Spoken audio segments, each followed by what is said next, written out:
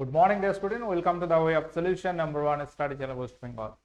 তো আমি তোমাদের ডাল্টন স্যার। তোমরা এখন পাচ্ছ একটি মিক্সড জিকে ক্লাস। তো আমরা আজকে মিক্সড জিকে সেট নাম্বার 13 নিয়ে ডিসকাস করব। প্রত্যেকে যারা ক্লাসে আছো একেবারে শেষ পর্যন্ত কিন্তু দেখতে থাকবে। তো আমাদের যে ক্লাসগুলো হয় ইউটিউবে, তোমরা সমস্ত ক্লাসের লিঙ্ক আমাদের Telegram group the way of সলিউশনে পাবে, এবং আমরা যে পেড কোর্সগুলো করাচ্ছি TWS একাডেমিতে পাবে। এই TWS একাডেমি অ্যাপ ওপেন করলে তোমরা এরকম একটা পেজ দেখতে পাবে। পেড কোর্স অপশনে তুমি যদি যাও, আমাদের নতুন যে ব্যাচগুলো চলছে দেখতে পাবে। তার মধ্যে কম্বাইন্ড ফাউন্ডেশন ব্যাচ রয়েছে, WBP কেপির ব্যাচ, SSC GDMTS এর একেবারে নতুন ব্যাচ, NM GNM ব্যাচ, গ্রাম পঞ্চায়েত বা KPW এর প্র্যাকটিস ব্যাচ, বিভিন্ন ধরনের ব্যাচ কিন্তু আমরা করাচ্ছি। প্রয়োজন অবশ্যই যুক্ত হতে পারো আমাদের এই ব্যাচে। ওকে, তো আমরা শুরু করি আজকের এমসিকিউ প্র্যাকটিস। বিভিন্ন সাবজেক্টের প্রশ্ন কিন্তু থাকবে আপকামিং সমস্ত পরীক্ষার জন্য, তোমার এটা কাজে লাগবে। প্রথম প্রশ্ন, কংগ্রেসের কোন অধিবেশনে প্রথম জনগণ মন গাওয়া হয়েছিল? তো আমাদের ভারতবর্ষের জাতীয় সঙ্গীত আমরা জানি জনগণ মন, ন্যাশনাল অ্যানথেম, যেটা কোন অধিবেশনে প্রথম গাওয়া হয়েছিল? সঠিক উত্তর কি হবে?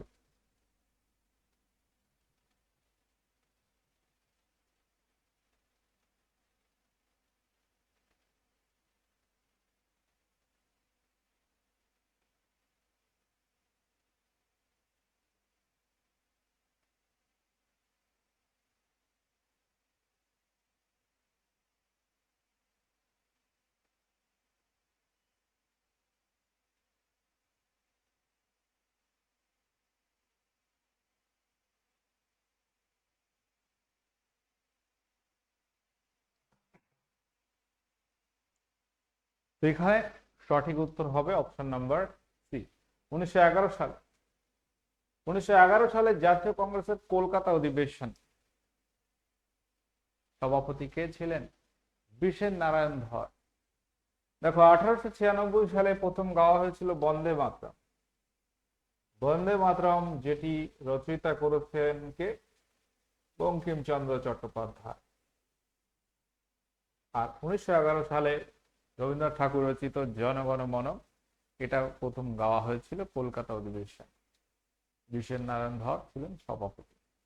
এই জনগণ মন এটি ভারতের পরবর্তীতে আমরা জানি জাতীয় সঙ্গীত হিসেবে গৃহীত হয়। এটা কবে গৃহীত হয় বলতে পারবে? এটা ভারতের যে কনস্টিটিউয়েন্ট অ্যাসেম্বলি বা গণপরিষদ, এটা কবে গ্রহণ করেন? সালটা হচ্ছে 24শে জানুয়ারি 1950 সাল। এটি জাতীয় সঙ্গীত বা ন্যাশনাল অ্যান্থেম হিসেবে গৃহীত হয় 24শে জানুয়ারি 1950 সালে। এটা জাতীয় জাতীয় সঙ্গীত হিসেবে গৃহীত হয়, অর্থাৎ ন্যাশনাল অ্যান্থেম হিসাবে গৃহীত হয়। এই পয়েন্টটা কিন্তু খেয়াল রাখতে হবে। পরবর্তী কোশ্চেনে আসবো, কোশ্চেন নাম্বার 2। সংবিধানের ভাষা সংক্রান্ত বিষয়, সংবিধানে ভাষা সংক্রান্ত বিষয় কোন পাঠে বলা হয়েছে? বলো।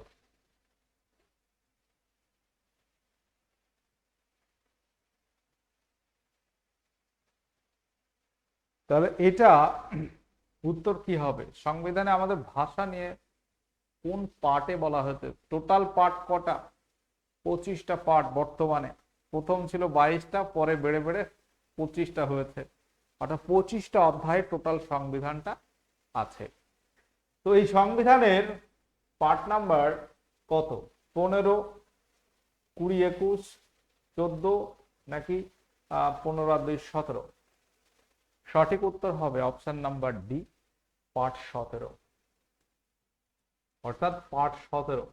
ঠিক আছে, অধ্যায় 17 ভারতের সংবিধানের ধারা নাম্বার তুমি যদি বলো 343 থেকে 351, এই ধারাগুলোর মধ্যে ভাষা নিয়ে কথা বলা হয়েছে বিস্তারিত। এখন প্রশ্ন হচ্ছে, ভারতের কি কোনো জাতীয় ভাষা আছে, কোনো ন্যাশনাল ল্যাঙ্গুয়েজ কি আছে? Yes or no? উত্তর হচ্ছে নো, না। তাই তো? নো মানে না। তো এখানে মনে রাখতে হবে, ভারতের কিন্তু কোনো জাতীয় ভাষা নেই। আমাদের ভারতে সংবিধানে স্বীকৃত ভাষা আছে 22টা। 22টা ভাষার মধ্যে বাংলা, হিন্দি, উর্দু, তামিল, তেলেগু, মারাঠি, কোঙ্কনি, বোড়ো, এরকম বেশ 22টা ভাষা আছে। এবং এই ভাষা নিয়ে যদি তফসিলের মধ্যে বলো, তো ভাষা সংক্রান্ত বিষয় আমরা যদি বলি কোন শিডিউল আছে বা তফসিল নাম্বার 8-এ আছে। তফসিল নাম্বার 8, ঠিক আছে, 8ম তফসিল। সেখানে ভাষা নিয়ে কথা বলা হয়েছে এবং আমাদের বলা হয়েছে ভারতের অফিসিয়াল ল্যাঙ্গুয়েজ আছে দেবনাগরী হরফে। হিন্দি হচ্ছে সরকারি কাজকর্মের ভাষা বা অফিসিয়াল ল্যাঙ্গুয়েজ। পরবর্তীতে সংযোজিত হয়েছে ইংরাজিটা। ইংরাজি কিন্তু এই 22টা ভাষার মধ্যে নেই যদিও, তবে এটা অফিসিয়াল ল্যাঙ্গুয়েজ হিসেবে আমরা ব্যবহার করি। ওকে, তাহলে এখানে আমরা যে বিষয় নিয়ে কথা বলছি ভাষা নিয়ে, ভারতের সংবিধানের একেবারে 17তম অধ্যায়ে 343 থেকে 51 নম্বর ধারার মধ্যে ভাষা নিয়ে কথা বলা হয়েছে এবং এখানে 22টা ভাষা সাংবিধানিক স্বীকৃতি পেয়েছে ভারতে, যার মধ্যে ইংরাজি নেই। বাট ইংরাজিটা পরে আমরা দেখব যে অফিসিয়াল ল্যাঙ্গুয়েজে সহযোগী ভাষা হিসেবে হিন্দির সঙ্গে রাখা হয়েছে। ওকে, তাহলে জাতীয় ভাষা বলে কনসেপ্ট নেই।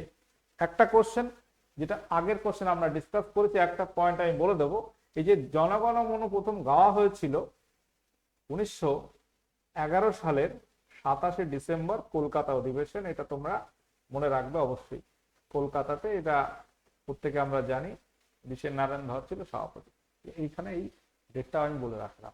তো দুটো প্রশ্ন আমরা ডিসকাস করলাম এবং তার ভিতরে অনেকগুলো কথা কিন্তু আমি বলেছি যে ভাষা নিয়ে তফসিল নাম্বার 8 বা 8ম তফসিলে কথা বলা হয়েছে। এবং সংবিধান যখন কার্যকরী হয় 1950 সালে 26শে জানুয়ারি, তখন 14টা ভাষা স্বীকৃত ছিল, পরে বেড়ে বেড়ে সেটা 22-এ পৌঁছেছে। ভারতের জাতীয় পশু নিম্নের কোনটি? ন্যাশনাল অ্যানিমাল, জাতীয় পশু কি? জাতীয় পাখি আমরা জানি ময়ূর, জাতীয় পশু হচ্ছে বাঘ, টাইগার। মেছো বিড়াল হচ্ছে আমাদের রাজ্য পশু, ওয়েস্ট বেঙ্গলের রাজ্য পশু বা state animal of west Bengal, মেছো বিড়াল। এখানে কিন্তু ভুল করলে হবে না। জাতীয় পশু বাঘ, জাতীয় হেরিটেজ পশু বা প্রাণী হচ্ছে হাতি, ন্যাশনাল হেরিটেজ অ্যানিমাল হাতি। ভারতের রামধনুর বহির অংশের রং কি? বাইরের অংশের রং কি? রামধনু, যেই রামধনু আমরা বলি যে সাদা আলো ভেঙে গিয়ে 7টা আলো বা বর্ণালী তৈরি হয়, যে আকাশে আমরা দেখব বিভিন্ন রং বেরং রঙের মেঘ আমরা দেখতে পাই, তো সেটাকে রামধনু বলা হয়। তো টোটাল 7টা রঙের মধ্যে আমরা সংক্ষেপে বেনি আসাহ কলা বলি। বেগুনি থেকে শুরু হয়, বেগুনি, নীল, আকাশী, সবুজ, হলুদ, কমলা, লাল। তো বাইরের অংশ যদি আমরা দেখি রামধনু বা এই যে সাদা আলো 7টা বর্ণে ভেঙে যায়, সব থেকে বেশি তরঙ্গ দৈর্ঘ্য হচ্ছে লালের এবং লালটা হচ্ছে বাইরের রং। Option B is the right answer. গৌড়বাহ কাব্যের রচয়িতা কে ছিলেন? কোশ্চেন নাম্বার 5, গৌড়বাহ কাব্যের রচয়িতা কে? বাক্পতিরাজ, হেমচন্দ্র, অশ্বঘোষ, ভদ্রবাহ। এখানে আমরা উত্তর কি করব?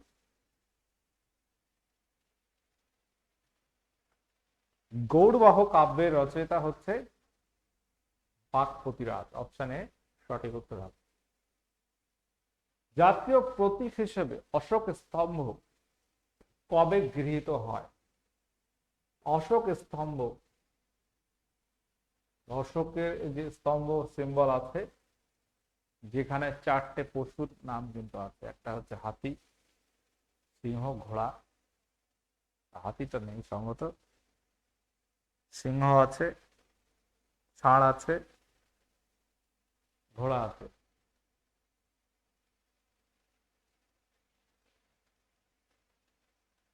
আর একটা কি আছে বলতে হবে তোমাদের।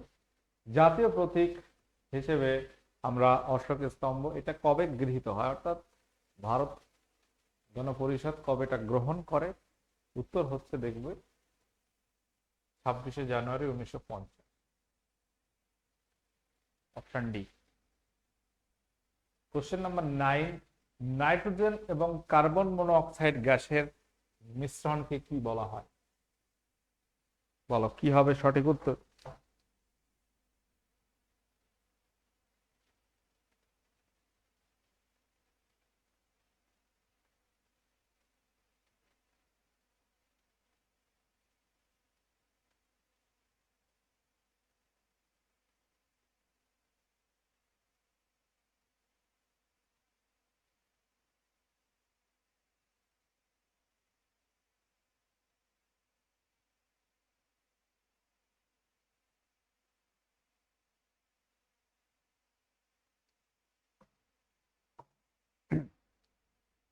আচ্ছা, এখানে যেটা বলছিলাম, হ্যাঁ ঠিকই বলছিলাম, সিংহ আছে, হাতি আছে, ঘোড়া আর ষাঁড় অশোক স্তম্ভ, তাই তো? সিংহ, চারটে পশু মধ্যে সিংহ আছে, হাতি আছে, ঘোড়া আর হচ্ছে ষাঁড়।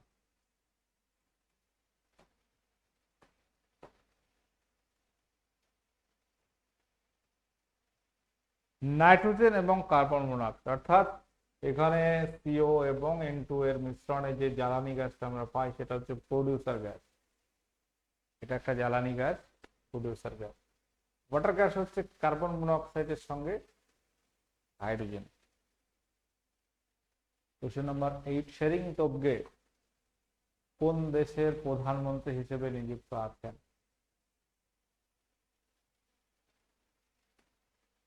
শেরিং তোবগে কোন দেশের প্রধানমন্ত্রী হিসেবে নিযুক্ত আছেন? Thailand, Nepal, Bhutan, Philippines. একটা হিন্টস যদি দিই, আমাদের প্রতিবেশী দেশ,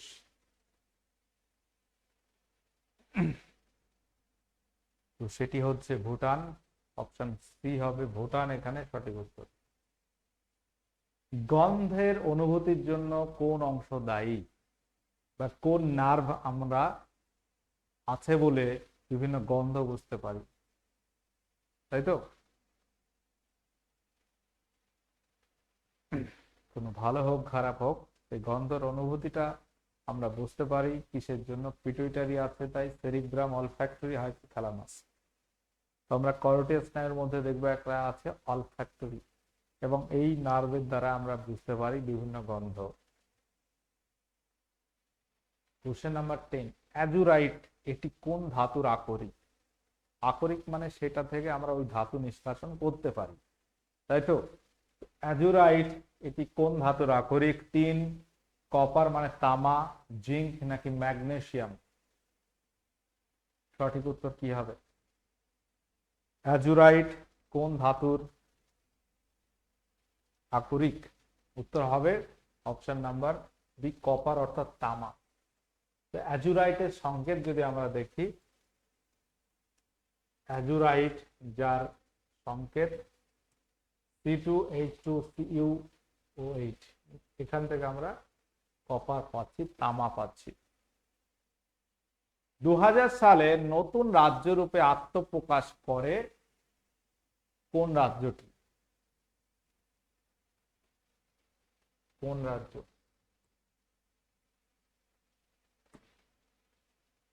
সঠিক উত্তর কি হবে? 2000 সালে নতুন রাজ্য রূপে আত্মপ্রকাশ করে কোন রাজ্য? অপশনে Chhattisgarh, option B Jharkhand, option C বলছে উত্তরাখণ্ড, অপশন ডি উপরোক্ত সবকটি। তো ভারতে বর্তমান রাজ্য আমরা জানি 28টি এবং কেন্দ্রশাসিত অঞ্চল আছে 8টি।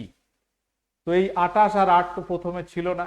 আমরা সেই 1956-এ যদি যাই, স্টেট রিঅর্গানাইজেশন অ্যাক্ট বা রাজ্য পুনর্গঠন আইনের দ্বারা ভারতে ওই সময় রাজ্যের সংখ্যা ছিল 14টি আর কেন্দ্রশাসিত অঞ্চল ছিল 6টি। পরে আমরা দেখব গোয়া ভারতে অন্তর্ভুক্ত হয়েছে, সিকিম এসছে, বিভিন্ন ইউনিয়ন টেরিটরি যেটা রাজ্যের মর্যাদা পেয়েছে, বা অনেক সময় দেখা যাচ্ছে যে কোনো রাজ্য ভেঙে আরেকটা রাজ্য হয়েছে। তো এরকম ঘটনা ঘটেছে। তো 2000 সালে আমরা যদি দেখি 3টে রাজ্যই তৈরি হয়েছে। এই 3টে রাজ্য এইগুলো সবগুলো: ছত্তিশগড় কোন রাজ্য ভেঙে হয়েছে? মধ্যপ্রদেশ ভেঙে। মধ্যপ্রদেশ এই রাজ্যটি ভেঙে তৈরি হয়েছে ছত্তিশগড়। ঝাড়খণ্ড হয়েছে বিহার ভেঙে। বিহার ভেঙে বিহার ঝাড়খণ্ড। মধ্যপ্রদেশ ভেঙে মধ্যপ্রদেশ ছত্তিশগড়। এবং উত্তরাখণ্ড আমরা যদি দেখি ইউপি বা উত্তরপ্রদেশ ভেঙে তৈরি হয়েছে উত্তরাখণ্ড। তাহলে এই যে তিনটে রাজ্যের জন্ম হয়েছে তিনটে 2000 সালেই। ওকে, অপশন নাম্বার এখানে ডি আমরা করব সব কটাই। কোশ্চেন নাম্বার 12, দিল্লি এটি কততম সংবিধান সংশোধনীর মাধ্যমে জাতীয় রাজধানী অঞ্চলের বিশেষ মর্যাদা লাভ করে? ন্যাশনাল ক্যাপিটাল টেরিটরি এর একটা বিশেষ মর্যাদা লাভ করেছে দিল্লি কোন সালের কোন সংবিধান সংশোধনীর দ্বারা? অপশন এ বলছে 61, option B 42, option C 44, option D 69। উত্তর কি হবে? প্রত্যেকে বলতে হবে। এটা কোশ্চেনটা খুব ইম্পর্টেন্ট, পরীক্ষা আসে। তোমরা অপশন এলিমিনেট করলেও করতে পারবে। 61 যে অ্যামেন্ডমেন্টটা হয় 1980 কততে 89-এ হয় এবং সেখানে ভারতের ভোটাধিকারটা 21 থেকে 18 করা হয়। 42 1976-এ হয়, 44 1978, আর 69টা হচ্ছে 1991। এখানে ভারতের দিল্লিকে রাজধানী অঞ্চলের মর্যাদা দেওয়া হয় 1991 সালে 69তম অ্যামেন্ডমেন্টের দ্বারা। কোশ্চেন নাম্বার 13, আর এটা হচ্ছে 89 1989 সালে রাজীব গান্ধীর আমলে। রোধঙ্ক নিচের কোন রাশির অনন্য?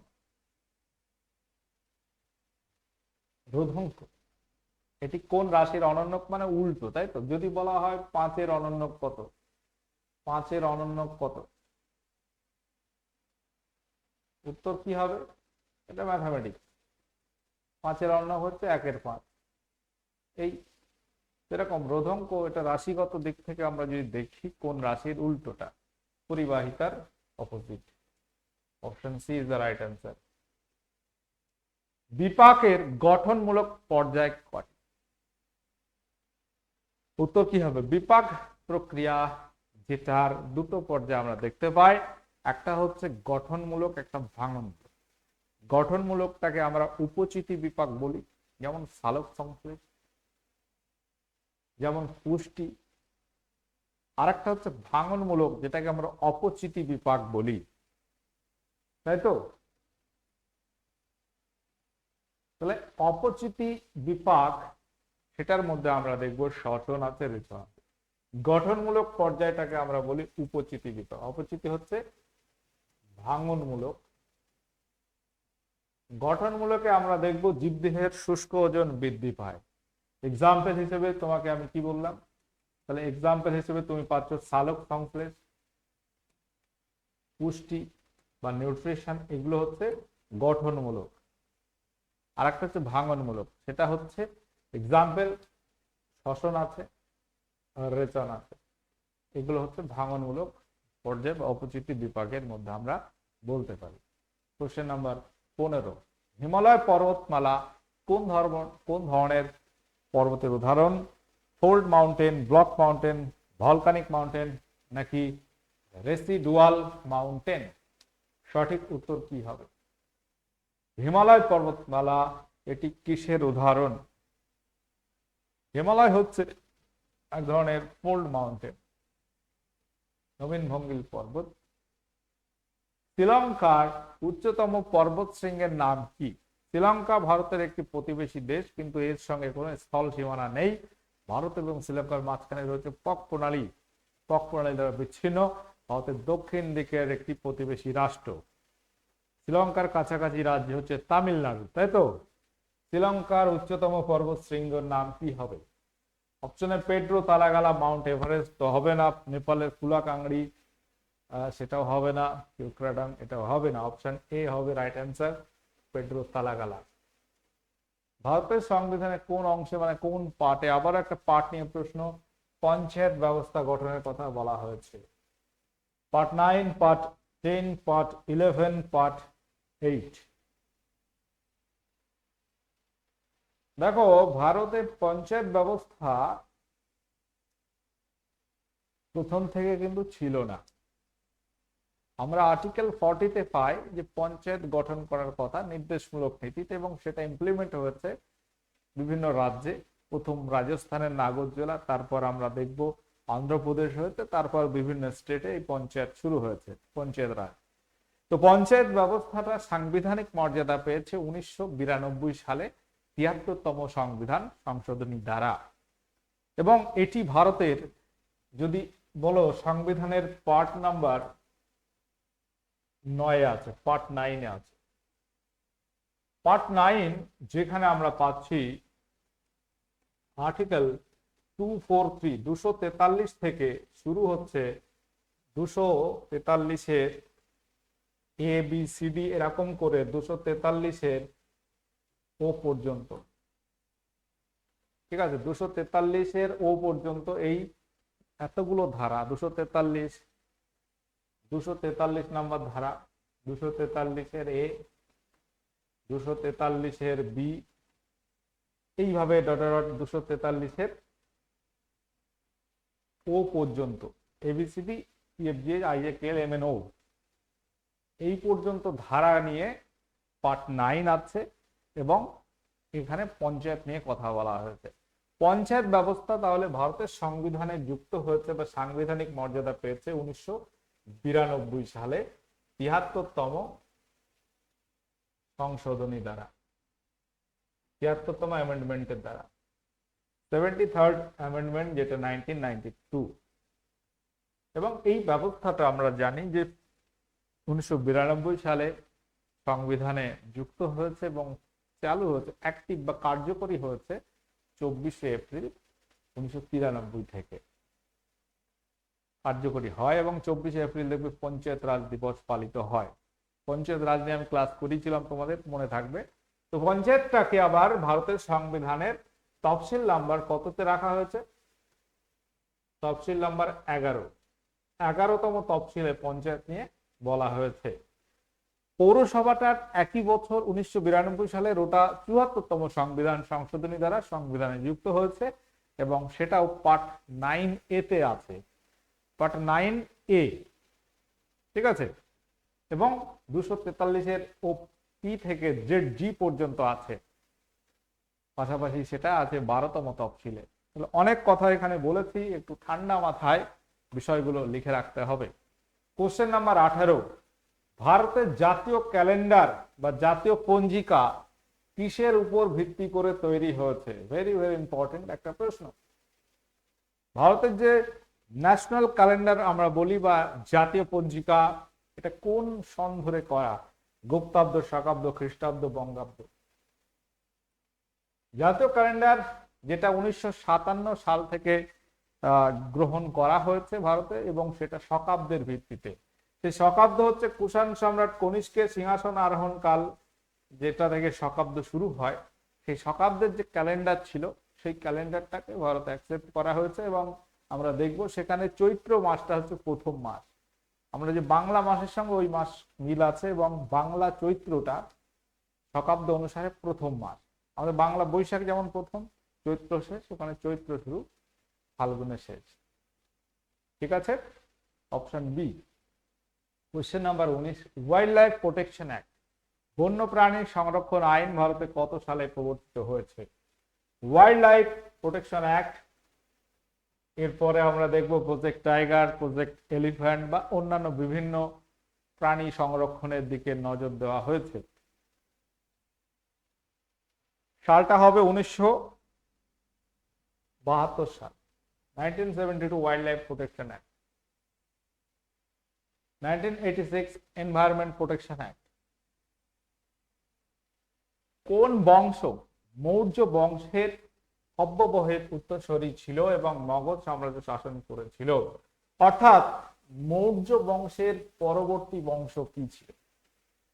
কোশ্চেন নাম্বার 20, এটা তোমরা পারবে। মৌর্য বংশের পরে আছে শুঙ্গ বংশ, পুষ্যমিত্র শুঙ্গ। মৌর্য বংশের শেষ রাজা কে ছিলেন? মৌর্য বংশের শেষ রাজা হচ্ছে বৃহদ্রথ। তাকে হত্যা করবে তার সেনাপতি পুষ্যমিত্র সঙ্গ দিয়ে মগধে মৌর্য বংশের অবসান ঘটবে এবং শুঙ্গ বংশের সূচনা হবে। Shunga is the right answer. Question number 20। তো আমরা যে সমস্ত ব্যাচগুলো করাচ্ছি আমাদের অ্যাপে, প্রত্যেকে যারা আছো দেখে রাখতে পারো, প্রয়োজন যদি হয় অবশ্যই ব্যাচে জয়েন করবে, বা তোমাদের বন্ধু বান্ধব বা আরো আত্মীয় স্বজন যদি মনে হয় আমাদের কাছে পড়লে ভালো হবে তাদেরকেও ইনফর্ম করতে পারো।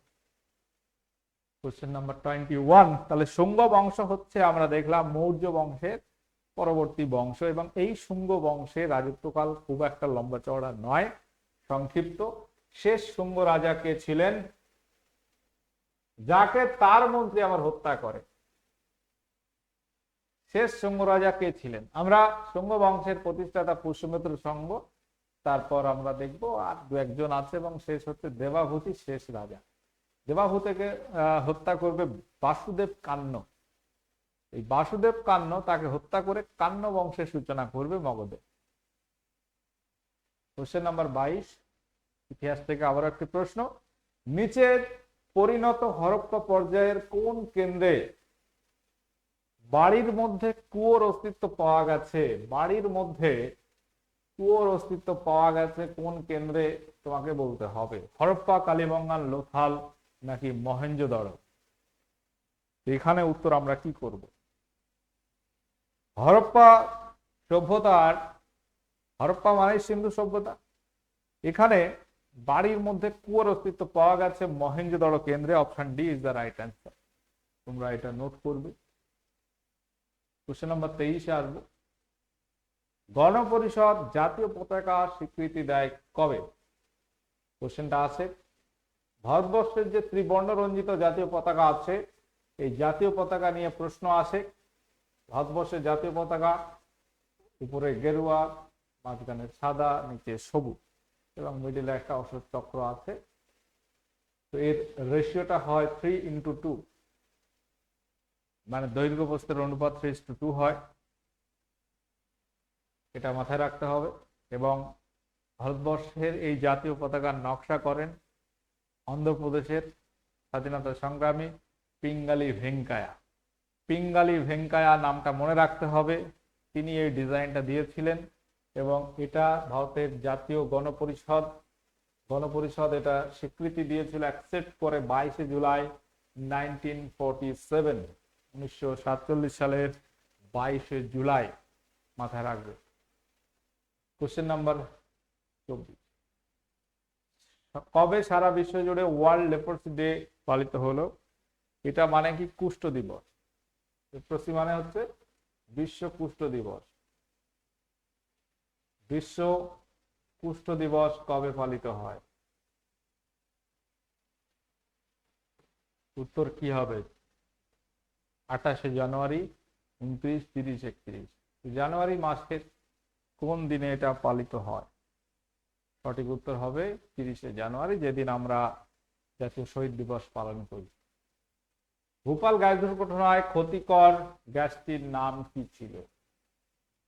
ভোপাল গ্যাস দুর্ঘটনা কোথায় হয়? মধ্যপ্রদেশের ভোপালে 1984 ডিসেম্বর মাস 2-3 মধ্যরাতে। কোন গ্যাসের জন্য? এমআইসি, মিথাইল আইসোসায়ানেট বা মিক যেটাকে বলা হয়। এমআইসি গ্যাস দুর্ঘটনায় বহু মানুষ মারা যায় এবং বহু বিভিন্ন ক্ষেত্রে দেখা যাবে অসুস্থ হয়ে পড়ে। 26 এটা আজকে হোমওয়ার্ক দিচ্ছি আমি। তো আজকে যে 26টা কোশ্চেন আমরা করিয়েছি, তোমরা কত পারছো অবশ্যই জানাবে কমেন্টে, এবং আমরা আজকের সেশন এখানে এন্ড করব। প্রত্যেকে যারা ক্লাসে আছো, সেশনটি ভালো লাগলে লাইক শেয়ার করে দেবে, এবং ক্লাসগুলো করতে থাকো। তোমার যে টার্গেট সেটা ধরে চলতে থাকো, ঠিক আছে? কে কি বলছে, কে কি ভাবছে, ওসব ভাবার তোমার দরকার নেই। তুমি তোমার ওয়েতে চলতে থাকো, তোমার গতিবেগে চলতে থাকো। তোমার একটা পার ডে কিন্তু 6 থেকে 8 ঘন্টা সিরিয়াসলি পড়তে হবে। এই মেন্টালিটি রেখে চলতে থাকো, দেখবে তুমি ঠিক সফলতায় পৌঁছাচ্ছ। ওকে, ভালো থাকো, অনেক অনেক শুভকামনা থাকলো। দেখা হচ্ছে পরবর্তী সেশনে। ওকে।